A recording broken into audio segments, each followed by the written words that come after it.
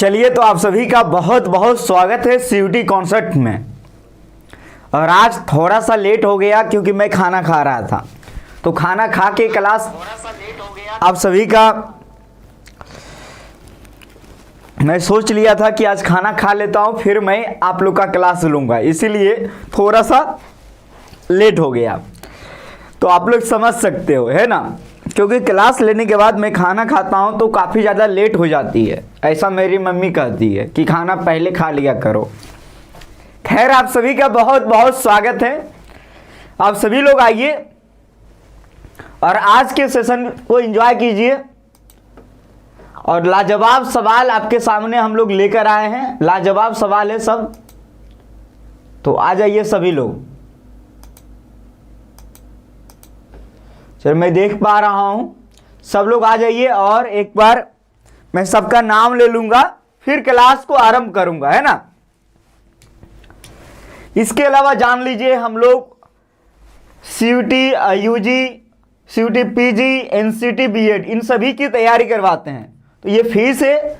और CUT concept का application download कहां से करेंगे? तो प्ले स्टोर से। कहां से जी? प्ले स्टोर से आप लोग डाउनलोड करेंगे, है ना। और ये देखो, चैनल को सब्सक्राइब करके रखो आप लोग, हर एक अपडेट यहां से मिलते रहेगी। सभी का मैं नाम ले लेता हूं, फिर हम लोग क्लास को आरंभ करेंगे। कई लोग अभी तक नहीं दिख रहे। करण, खुशबू यादव, अंकित कल नहीं आया था, Jena, Ayush, Akanksha Patel, good evening. Sujeet new student लग रहा है, गुड इवनिंग। स्वाति आ गई है। चंचल, सर कल आपने क्लास ली थी क्या? हाँ, मैंने क्लास लिया था। वंशी पांडे, चंचल, श्वेता भी आ गई है, कल नहीं आई थी। ओके, यस, मैं आ गया हूं। अब सभी लोग आ जाइए, फिर हम लोग सेशन को आरंभ करेंगे और काफी मजा आने वाली है। धीरे धीरे सब लोग, पायल भी आ गई है, इसके अलावा श्वेता पढ़ना भी आ गई है। चलिए, ममता, प्रतिभा, चलिए, क्रांतिकारी नहीं आया है, आयुष, चलिए, गुप्ता जी, सब लोग आ गए। मेरा नाम पायल जो करेगी अभी सवालों को घायल। तुम्हारा नाम जानबूझ के ये कहती है कि मेरा नाम लीजिए, है ना। आज का पहला सवाल जो आपके सामने पेश है, और अगर क्लास पसंद आए तो आप लोग अपने दोस्तों को बीच भी शेयर करें और सबको बताएं, है ना। ओके, ठीक है। चलिए, इस सवाल का जवाब आप लोग दे। Swaran Singh committee is related to, यानी कि स्वर्ण सिंह समिति किससे संबंधित है? ये कल की क्लास में ही हमने आप लोगों को पढ़ाया था, आप सभी लोग याद कीजिएगा। चलिए, इस सवाल का जवाब आप लोग दें। मेरी दोस्त आज क्लास में नहीं आई है। क्यों नहीं आई है? तो रो क्यों रही हो? बुलाओ उसको कॉल करके। अधिकांश लोगों का, चलिए, अधिकांश लोगों का ऑप्शन ए और किसी का सी आ रहा है। किसी का ए, किसी का सी। कई लोग ए बता रहे हैं, कई लोग सी बता रहे हैं। चलिए, मैं देख लेता हूं किसका उत्तर सबसे ज्यादा सटीक और सही है। देखो, मूल अधिकार कहां से लिया गया है? तो ये लिया गया अमेरिका से। और वर्तमान में मूल अधिकार की संख्या कितनी है? 6। लेकिन मूल संविधान में मूल अधिकार की संख्या 7। कितना? 7। मूल संविधान में फंडामेंटल राइट्स का जो संख्या था वो 7, लेकिन अभी वर्तमान में 6 है मूल अधिकार का। तो ये जान लिए आप लोग, जो अमेरिका से लिया गया है। नीति निर्देशक तत्व ये लिया गया आयरलैंड से,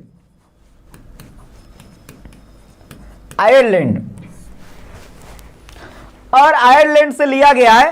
भारत के संविधान के भाग 4 में इसका उल्लेख है, नीति निर्देशक तत्व, और आर्टिकल 36 to 51।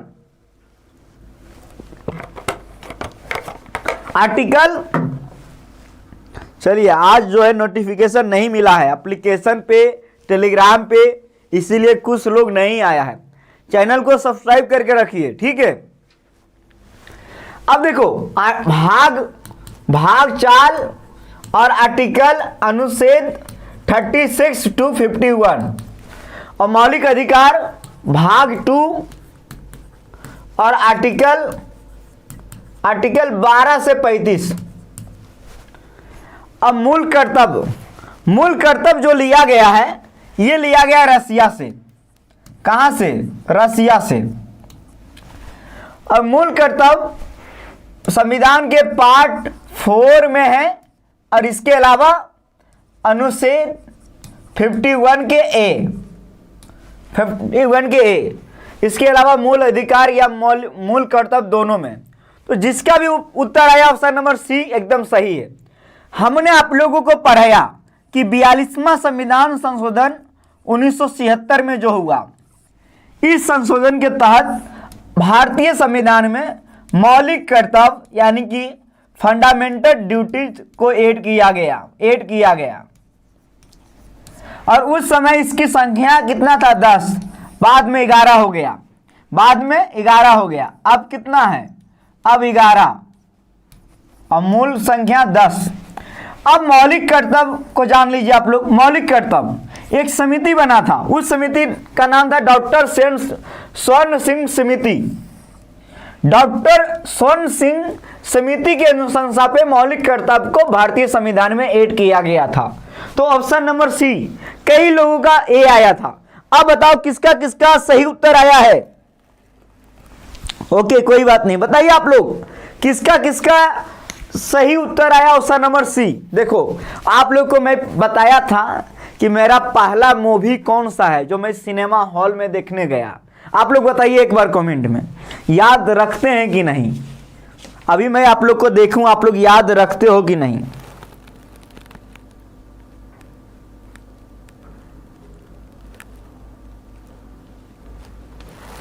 मैं देख लूं, है ना? पुष्पा, ये तो याद रहेगा, लेकिन मैं सवाल बताता हूं वो याद नहीं रहता इन लोगों को। जो मैं सवाल बताता हूं वो याद नहीं रहता है आप लोगों को। मैं कहानी बताऊंगा कि मैं ये मूवी देखा हूं, वो मूवी देखा हूं, तो याद रहेगा आप लोग को। यही करते हो आप लोग, ध्यान नहीं रहता है क्लास में।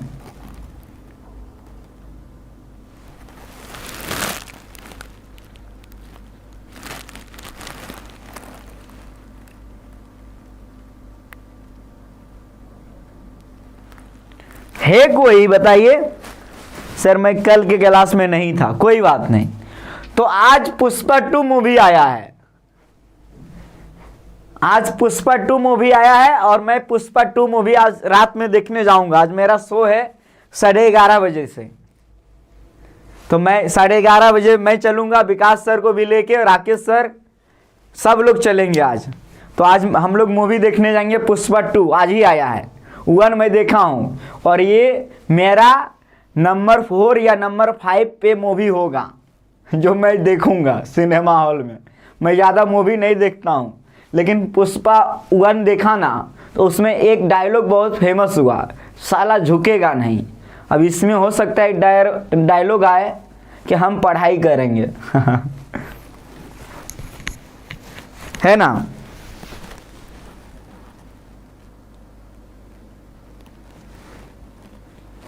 चलिए सर, गजब मूवी है, ठीक है।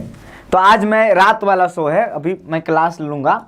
अगला सवाल, इस सवाल के जवाब बताइए। हमेशा मैं आप लोग को बताते रहता हूं, which one of the following the oldest Veda, सबसे प्राचीन।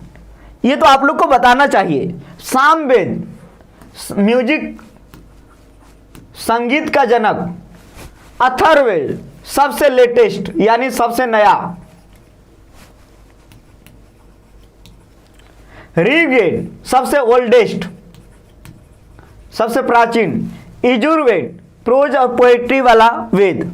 इसका सही उत्तर क्या होगा? किसका किसका सही आ रहा है?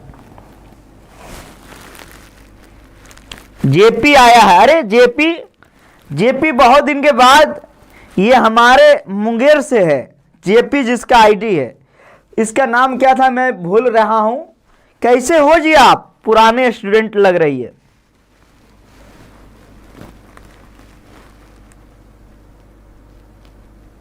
चलिए, सभी का एकदम सही जवाब आ रहा है। कई लोग बताया ऑप्शन नंबर बी, और ये इजी सवाल था तो आप लोग बताओगे ही।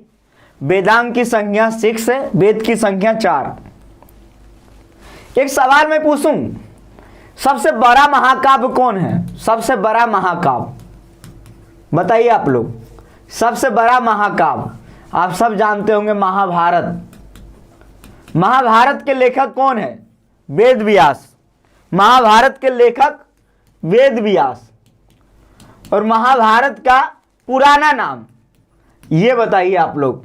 महाभारत का पुराना नाम क्या है बताइए कमेंट में। बहुत बढ़िया सानवी, गुड। बताइए महाभारत का पुराना नाम आप बताइए। और आपका नाम क्या है? जेपी आईडी है, बताइएगा। जयप्रकाश नारायण। चलिए, बहुत बढ़िया, गुड। पायल जो है इस सवाल को की है घायल, खुशबू भी। चलिए, सभी का उत्तर आ रहा है जय संहिता, जो कि एकदम सही जवाब है। और ये इंपॉर्टेंट है आपके एग्जाम के पॉइंट व्यू से। ये सब तो आप लोग बनाइए दोगे, ये थोड़ा सा इंपॉर्टेंट है। सर आपका नाम क्या है? मेरा नाम चांद। चांद, तारे, फूल, शबनम, बहुत नाम हो गया। Which of the following state does not share international boundary with Bhutan? ये देखिए बहुत इंपॉर्टेंट सवाल है, टेक्निकल सवाल है। एक देश है भूटान जिसका कैपिटल कहाँ है? थिम्पू, है ना। अब बताइए जी, अब आप लोग बताइए कि कौन सा राज्य का जो बॉर्डर है वो भूटान के साथ मतलब कि शेयर नहीं करता है। बताइए आप सभी लोग, देखते हैं किसका जवाब इस सवाल का सही होगा।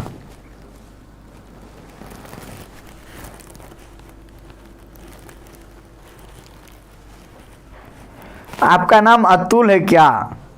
मेरा नाम अतुल नहीं है।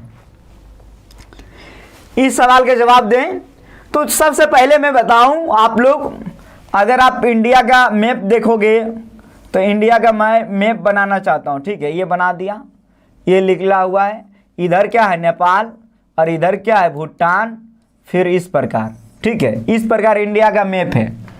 एक आइडिया लो, यहाँ पे भूटान है तो यहाँ पे एक राज्य है, उस राज्य का नाम है सिक्किम। सिक्किम है ना जी। और इधर जो है वेस्ट बंगाल का बॉर्डर, वेस्ट बंगाल। और इधर अरुणाचल प्रदेश, अरुणाचल प्रदेश। और यहाँ पे असम। यानी कि ये 4 राज्यों का बाउंड्री शेयर होता है किसके बीच? किसके साथ? भूटान के साथ। तो देख लेते हैं, West Bengal yes, Sikkim yes, Assam yes, Meghalaya. यानी सही उत्तर मेघालय। मेघालय का बाउंड्री शेयर नहीं होता है भूटान के साथ। तो ऐसे सवाल अगर आपके एग्जाम में आएंगे तो मैप को आप लोग अपना माइंड में उतार लेना, मैप को माइंड में उतार लेना, है ना।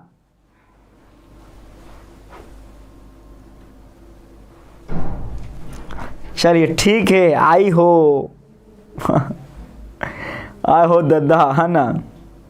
नेहा का क्या सवाल आया था, आप डिलीट क्यों कर दिए हो? आप इस सवाल के जवाब गलत क्यों कर दिए हो? सर का रजनी से और घर का भी बोले। हाँ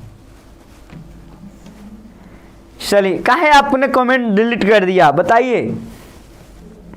तो ये मैप को अपने माइंड में रखना। और ये सवाल बहुत इंपॉर्टेंट था, मुझे लगता है सवाल का जवाब गलत था क्या? इस सवाल का जवाब दो। मतलब राज्यसभा, राज्यसभा को हम लोग कहते हैं अपर हाउस,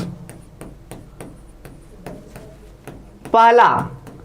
और दूसरा नाम है अपर हाउस, इसको हम कह सकते हैं परमानेंट हाउस।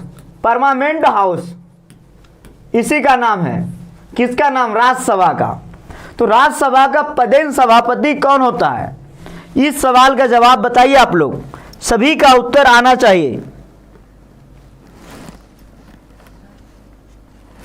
यानी उपराष्ट्रपति होगा। उपराष्ट्रपति, भारत के प्रथम उपराष्ट्रपति कौन है? डॉक्टर सर्वपल्ली राधाकृष्णन। ये आप लोगों को पता होना चाहिए। अब उपराष्ट्रपति बनने के लिए मिनिमम एज कितना होगा? मिनिमम एज 35 ईयर, ये भी ध्यान रखना। और राज्यसभा का जो मैक्सिमम अभी संख्या है 250 और 12 मेंबर को राष्ट्रपति के द्वारा मनोनीत किया जाता है। कितने? 12 मेंबर को किसके द्वारा? राष्ट्रपति के द्वारा मनोनीत किया जाता है। आज सब लोग कहाँ हैं? सब लोग आइए।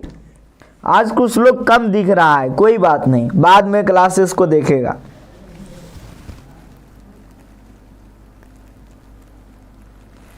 सर खूब मुस्कुरा रहे हो कमेंट देख के।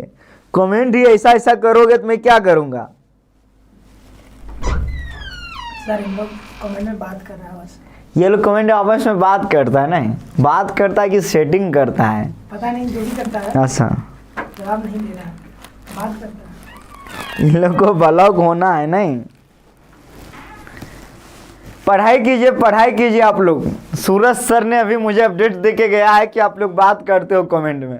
अगली बार से मैं इन्हें सुनना नहीं चाहूँगा। ये बहुत दुखी वाली बात है, कितना मेहनत करके मैं आता हूँ और आप लोग क्लास पे ध्यान नहीं देके। हाँ, चलिए, सूरज सर भी यहीं हैं, सूरज सर भी जाएंगे ना अभी। ये सवाल कल मैंने बताया था और कई लोग ने इस सवाल का जवाब गलत दिया कि बाबर को अंतिम में कहां दफनाया गया था। अब आज आप लोग गलत मत बताना। इस सवाल के जवाब बताइए आप लोग।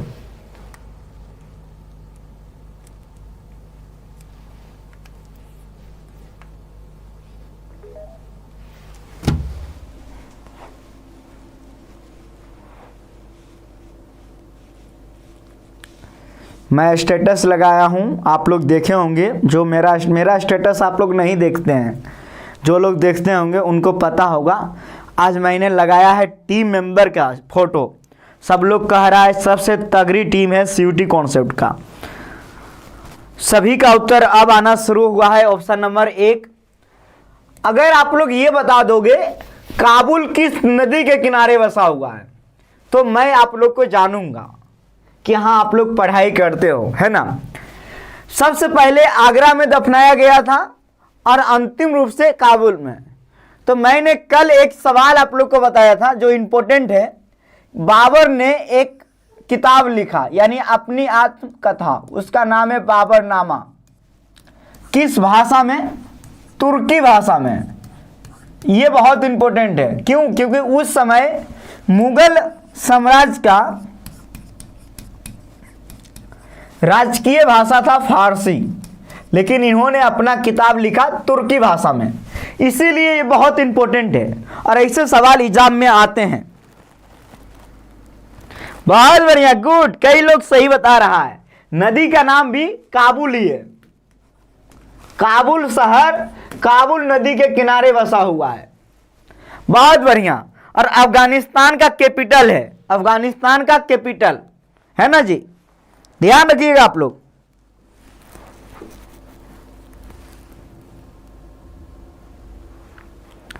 चलिए, अनन्या यादव, ये अनन्या हमारी पुरानी स्टूडेंट है क्या? बताएगी क्या? ड्यू में पढ़ाई कर रही है या न्यू स्टूडेंट आई है?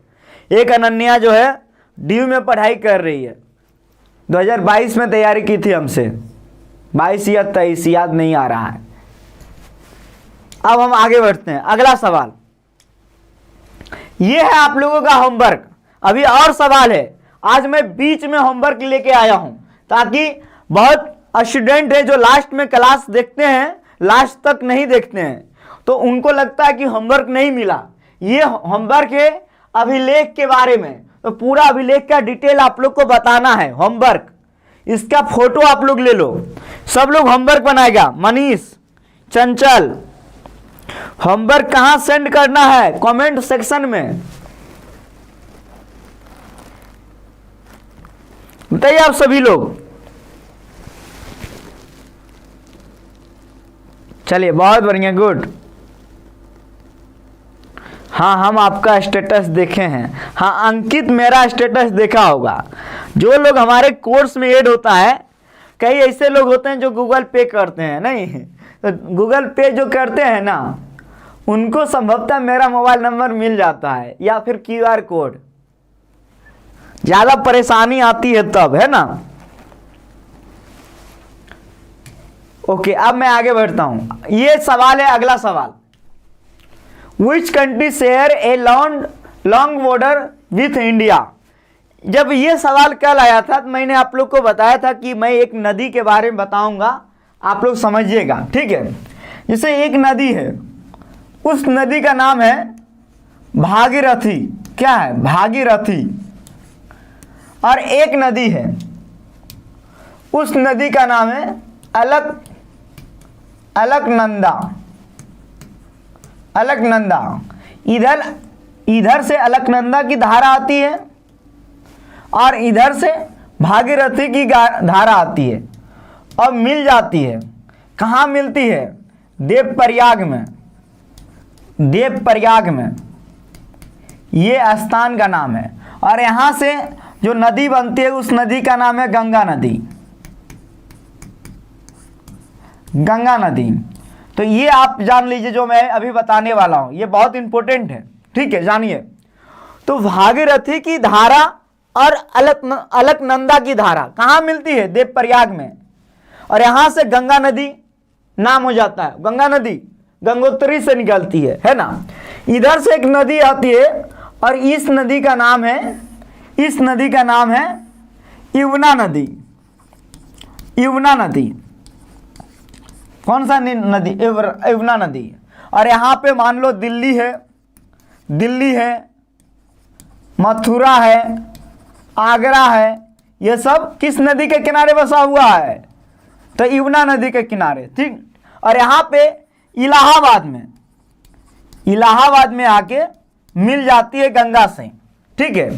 और जो यमुना नदी है ना, वो इंडिया का सबसे बड़ा बिगेस्ट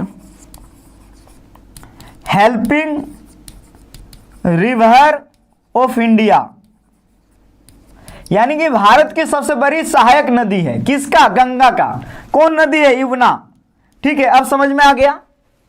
समझ में आ गया आप लोग को? ध्यान से समझिएगा, मैं आप लोग को बता रहा हूं। अभी यहां से सवाल आते हैं एग्जाम में, इसीलिए मैं डिटेल से बता रहा हूं, ठीक ना। गंगा नदी पे बहुत सारे शहर बसा हुआ है। जैसे मान लो एक शहर है कानपुर हो गया, पटना हो गया, भागलपुर हो गया, और सबसे बड़ा शहर गंगा नदी पे बसा हुआ सबसे बड़ा शहर है जिसका नाम है कानपुर, जो कि चमड़ा उद्योग के लिए फेमस है, ठीक है। अब देखो यहां से एक नदी निकलती है जिसका नाम आप लोग जानते होंगे, हुगली नदी। हुगली नदी जिसके किनारे क्या है? कलकत्ता, हुगली नदी के किनारे। तो यहां पे जो मैं आपको समझाना चाह रहा हूं, समझना ध्यान से, हुगली नदी। तो ये जो हुगली नदी है गंगा नदी का ही है, ठीक ना। अब यहां से फिर बहती है, यहां पे एक देश है, उस देश का नाम है बांग्लादेश। बांग्लादेश में आ जाती है। देश का क्या नाम है? बांग्लादेश। तो जब गंगा नदी बांग्लादेश में आती है तो इसका नाम हो जाता है जमुना। तो ये सवाल एग्जाम में आता है। यार आपने तो पूरा मैप बना दिया है। हाँ, इसीलिए मैं बता रहा हूं, समझो आप कि बांग्लादेश में जब गंगा नदी आती है तो किस नाम से जाना जाती है? ये एग्जाम में सवाल आएगा। बांग्लादेश में तो किस नाम से? जमुना नाम से। तो अब देखो गंगा नदी, गंगा नाम कहाँ होता है? देवप्रयाग में। तो ये मैं इसीलिए बता रहा हूं क्योंकि इससे एग्जाम में सवाल आता है और कई लोग कंफ्यूज करते हैं। और इधर से एक नदी आती है सांगपो, फिर आती है अरुणाचल प्रदेश में जिसका नाम होता है दिहांग। फिर आती है असम में, जिसका नाम होता है ब्रह्मपुत्र, असम में। फिर आती है कहाँ, बांग्लादेश में। तो बांग्लादेश में इसका नाम हो जाता है क्या, पता है आप लोग को, सॉरी जमुना नहीं, पद्मा, मैंने गलत लिख दिया था, पद्मा। और इसका नाम हो गया जमुना। किसका, ब्रह्मपुत्र नदी का नाम बांग्लादेश में जमुना और गंगा नदी का नाम पद्मा। करेक्ट कर लेना, आप लोग सुधार लेना। कोई है जो कमेंट में बता रहा था मुझे, नहीं, चलिए अब सही आ रहा है, सबका सही, ओके गुड। तो अब देखो जमुना नाम, अब दोनों की धारा मिल जाती है, बंगाल की खाड़ी में जाके गिरती है और यहां पे इसका नाम हो जाता है मेघना। तो ये बहुत इंपॉर्टेंट है, जब नदी तंत्र मैं आपको पढ़ाऊंगा तो डिटेल से बताऊंगा नदी तंत्र में, लेकिन अभी थोड़ा सा आप समझ लो क्योंकि ये समझना बहुत जरूरी है। यहां से एग्जाम में सवाल आते हैं, ठीक ना। तो ये बहुत ज़्यादा इंपॉर्टेंट था जो कि मैंने समझाया। लेकिन अब सवाल ये नहीं है, सवाल ये है कि भारत के साथ किस देश की लंबी बाउंड्री शेयर होती है। उसका सही उत्तर है बांग्लादेश, जो कि मैं कल के क्लास में पढ़ाया था, 4096 किलोमीटर। आपसे ही पढ़े, याद है, ओके गुड। अब आप लोग बताना, संजना सब लोग बताना कि गंगा नदी को बांग्लादेश में किस नाम से जानते हैं, पद्मा, और ब्रह्मपुत्र नदी को जमुना। दोनों की धारा मिल गई तो मेघना। आ गया समझ में सबको, आया या नहीं, यस या नो।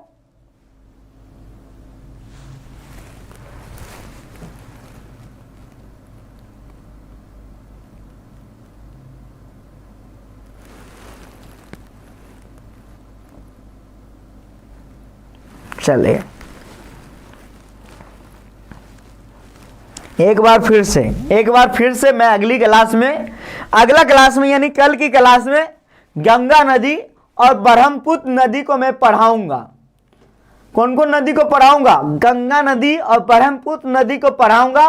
बाकायदा मैं अपना मैप लेके आऊंगा जो मैं अपने हाथों से बनाया हूं, ठीक है। तो मैं मैप भी लेके आऊंगा कल की क्लास में। बंसी पायल पढ़ने नहीं आती है, खाली यहां लड़ाई करने आती है। चलिए अब अगला सवाल पे, RH फैक्टर का संबंध किससे है, बताइए आप लोग। इस सवाल के जवाब दें आप लोग। RH फैक्टर का संबंध किससे है। सबसे पहले अफ्रीका के बंदर में पाया गया, ऋषभ नाम के एक बंदर था। किस, ऋषभ नाम के बंदर, इसमें सबसे पहले RH फैक्टर पाया गया। और RH फैक्टर का संबंध ब्लड से है। ब्लड के कितने ग्रुप होते हैं, 4 ग्रुप। वो ग्रुप जो सबको दे सकता है, AB जो सबसे ले सकता है, ये आप लोग को पता होना चाहिए। सही उत्तर ब्लड। और इसका pH मान होता है 7.4, pH मान, ये भी ध्यान रखना, pH मान 7.4।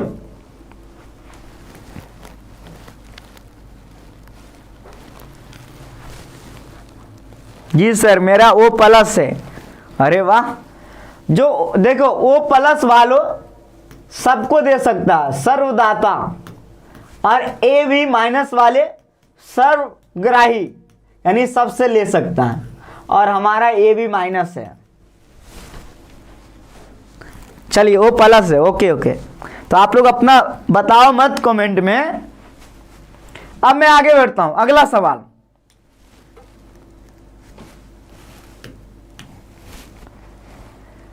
इस सवाल के जवाब आप लोग दें, बहुत इंपॉर्टेंट सवाल है। Which of the following is the normal lapse rate at which the temperature decrease with height in troposphere? Troposphere में ऊंचाई के साथ तापमान में डिक्रीज होता है, गिरावट आती है। कितना बताना। जैसे आप सभी को मैं, ये मान लो क्या है, अर्थ। ये क्या है, ये दिख रहा है आप लोगों को, ये मान लो अर्थ है।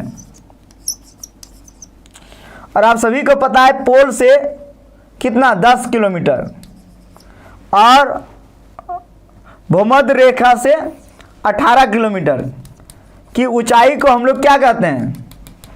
टोपोस्फेयर, शोभ मंडल या संवहन मंडल।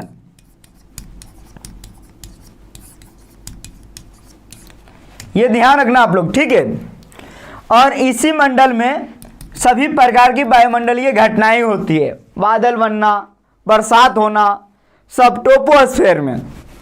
तो टोपोस्फेयर में अगर हम लोग जैसे जमीन से ऊंचाई पे, आप लोग अक्सर जब पहाड़ पे चढ़े होंगे, माउंट पे, तो आप देखे होंगे ऊंचाई के साथ क्या होता है, सांस लेने में दिक्कत होती है। ऐसा आप लोग देखे होंगे, है ना। जैसे जैसे आप ऊंचाई पे जाओगे वैसे वैसे परेशानी होती है, क्योंकि ऊंचाई के साथ तापमान में गिरावट आती है, तापमान में, ठीक है जी सर। तो 165 मीटर आप अगर ऊपर जाओगे ना तो 1 डिग्री तापमान में गिरावट आती है। कितना? अगर 165 मीटर ऊंचा जाओगे 1 डिग्री तापमान में गिरावट। और अगर आप 1000 मीटर यानी ऊपर जाओगे तो 6.4 डिग्री सेल्सियस की गिरावट होती है 1 किलोमीटर ऊपर में। तो इसका सही उत्तर है 6.5 डिग्री प्रति 1000 मीटर यानी 1 किलोमीटर। तो इसका सही उत्तर क्या है? Option number B. अब ये सवाल है कि जमीन के ऊपर में, और ये आप जानते हो ना कि जब जमीन के नीचे आप जाते हो तो आप देखते होंगे तापमान बढ़ने लगता है। तापमान क्या होता है? बढ़ने लगता है जमीन के नीचे जाओगे तो जमीन के नीचे अगर आप ये मान लो पृथ्वी है, इसके 32 मीटर अगर आप नीचे जाते हो तो 1 डिग्री तापमान बढ़ जाता है। तो ये जान लीजिएगा, बहुत इंपॉर्टेंट चीज़ मैं यहाँ पे नोट करवाया हूँ आप लोगों को, बहुत इंपॉर्टेंट है। Yes sir, good. तो आप लोग को मजा आ रहा है पढ़ने में? अगर आ रहा है तो एक बार लाइव में आग लगाओ। बहुत दिन से आप लोग कमेंट में आग नहीं लगाए हो, लगता है 2-3 महीना हो गया है। करण, अंकित, गॉडफादर, खुशी, चंचल, बंसी, चलिए। आजकल मेरा सर दर्द क्यों कर रहा है, मुझे समझ नहीं आ रही है, क्या इशू है? सर दर्द करने लगता है यार, ऐसा क्या है? पहले तो मुझे नहीं होती थी।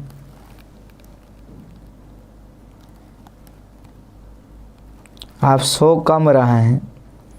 अरे मैं तो बहुत सोता हूँ यार। ब्रेकअप हो गया है। अरे यार मेरा ब्रेकअप कैसे हो जाएगा बताओ? आप लोग इतना जानती हो, मेरा ब्रेकअप कैसे हो जाएगा? मेरे से कौन ब्रेकअप करेगा बताओ? लौंग खा लीजिए। ओके, मे भी ठंडी की वजह हो सकती है।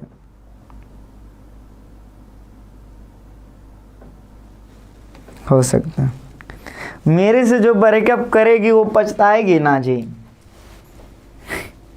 चलिए अगला सवाल, इस सवाल का जवाब बताइए। प्रियदर्शिका किसने लिखा? ये सवाल मैं करवाया था और उस दिन काफ़ी ज़्यादा लोगों ने गलत उत्तर दिया है ना, इसीलिए आप सही सही जवाब दीजिएगा।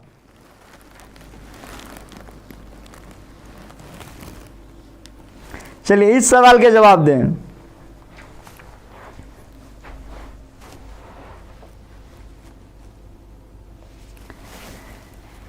प्रियदर्शिका किसने लिखा है? किताब है और इन्होंने 3 बुक लिखा है। इसके अलावा एक बुक है रत्नावली, इसके अलावा नागानंद,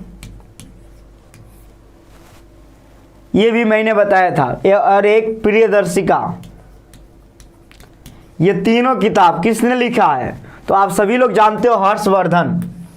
और इन्हीं के दरबार में यात्रियों के राजकुमार जिसका नाम है हैंगसांग।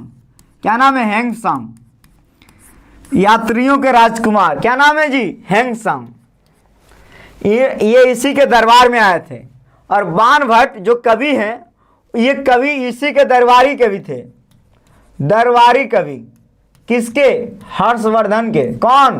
बाणभट्ट। तो यहाँ पे देखो बाण भट्ट का भी किताब है कादम्बरी, और क्या है जी, और एक है हर्ष चरित्र, बहुत इंपॉर्टेंट, हर्ष चरित्र।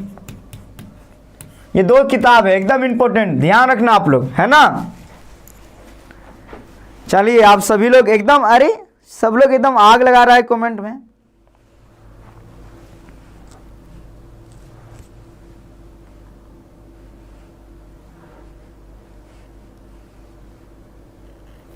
चैनल को सब्सक्राइब करिए, सब लोग शेयर कीजिए, है ना।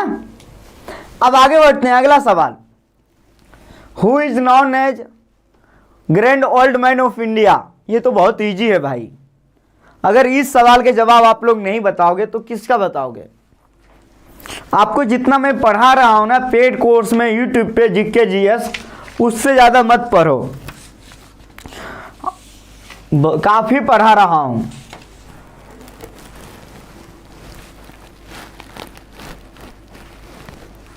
सभी का उत्तर ऑप्शन नंबर सी आ रहा है। आप लोग को मैंने पढ़ाया था इंडियन नेशनल कांग्रेस के बारे में।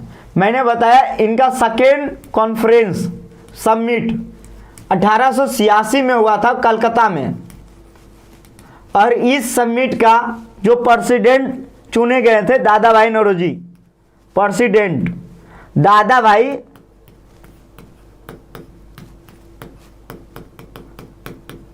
भाई नौरोजी। तो ये बहुत इंपॉर्टेंट है, और इन्होंने एक किताब लिखा था poverty and British rule in India 1868 ईस्वी में, और इस किताब में इन्होंने भारत का प्रति व्यक्ति आय के बारे में उल्लेख किया था, और इन्होंने बताया कि भारत के जो प्रति व्यक्ति आय है वो कितना है जी, तो 20 रुपया है, 20 रुपया भारत के प्रति व्यक्ति आय। तो ये भी इंपॉर्टेंट है।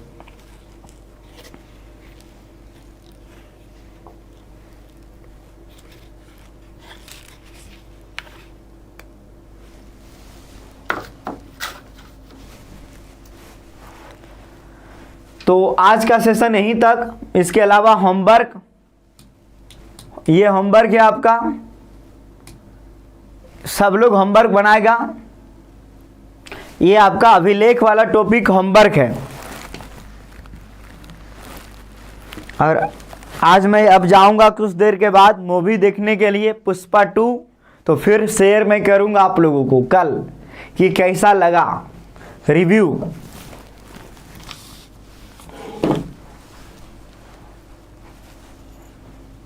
है ना।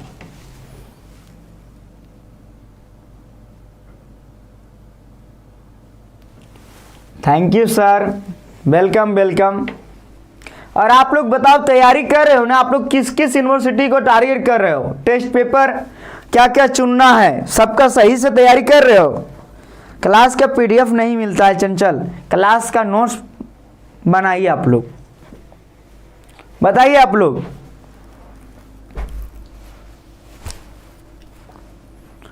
कई लोग जो है अभी live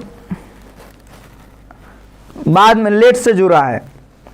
okay Khushi, okay good. DU okay, Delhi university है, good. BHU AU okay, BHU Gautam Buddha okay.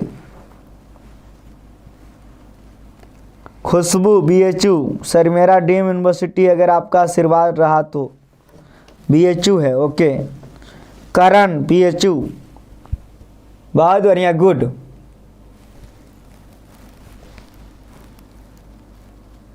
मेरा भी BHU में NCT नहीं है, तुम्हारा NCT वाला BHU कहाँ, कैसे होगा। हाँ जी,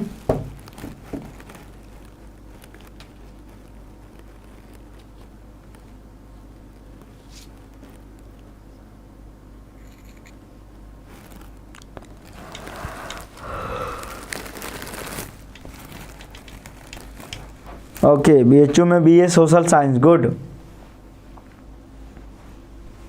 और बताइए। चलिए तो आप लोग मन से पढ़िएगा। अब मैं चलता हूँ, और कल आऊँगा लाइव, और आप लोग मन से पढ़ाई करिए, ठीक ना। Bye bye.